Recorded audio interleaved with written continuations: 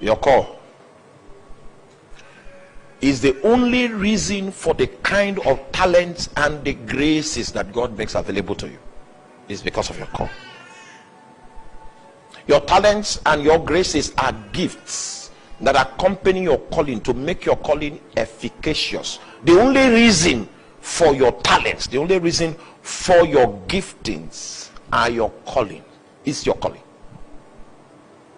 So what God intended was that out of the gifts you serve your generation in accompaniment with gifts that you have received in order for you to prosecute your calling. It is only within the context of your calling that you understand the purpose of your gift. Many of you think that the reason why God gave you the gift of prophecy is so that you can know the future.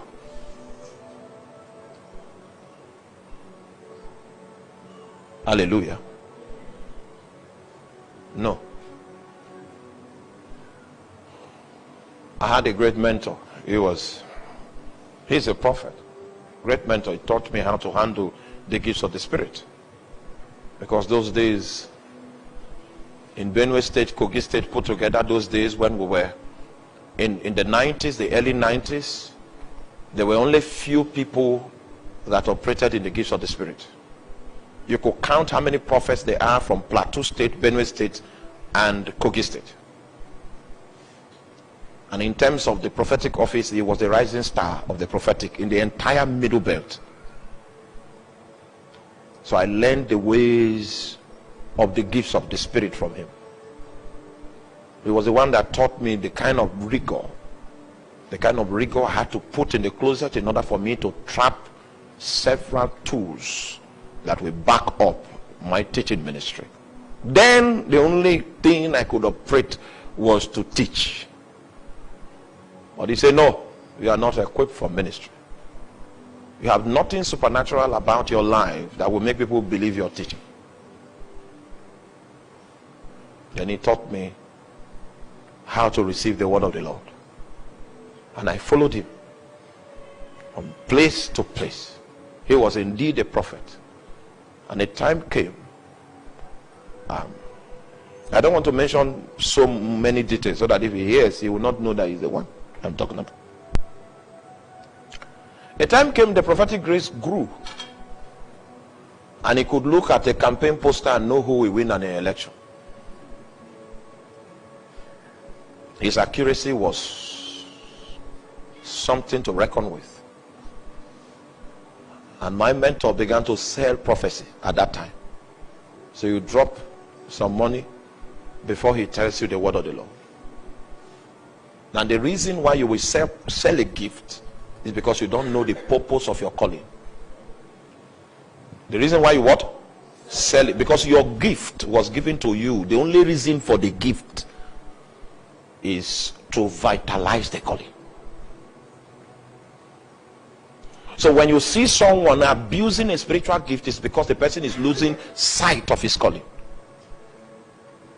When you lose sight of your calling, that is when you can begin to merchandise a gift. Merchandising gifts comes when you lose sight of your calling. Because the real substance is the calling. The gifts are spices that God makes available to make people accept the calling. Are you with me? Started selling prophecy. And he was so gifted in the prophetic. He knew things about nations. He knew things about many nations.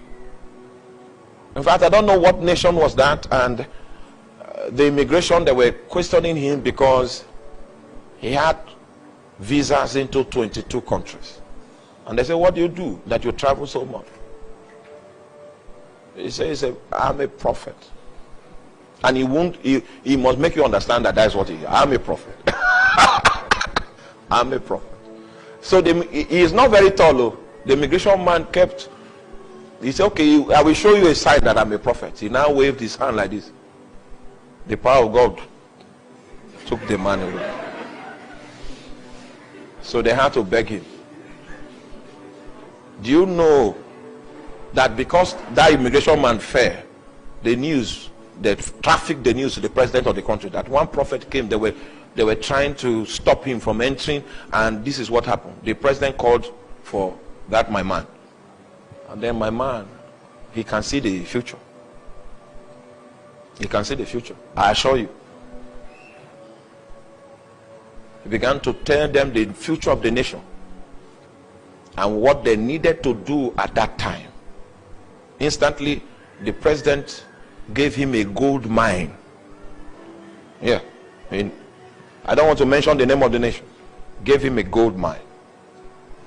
It's that gold mine that they gave him that made him lose his calling for many years. Meanwhile, at the end of the day, is it not the calling that attracted the gold mine? Meanwhile, if your calling attracts something that is so big that it can distract you from your calling, it means that you did not go on God's timing. You were not matured for the thing that the calling brought. Are you with me? Now, there is no money in church, there's no money in ministry. Where the money is in your calling. Your calling, if you are faithful, is to attract money one day. But may it attract money when you have the stature to handle it.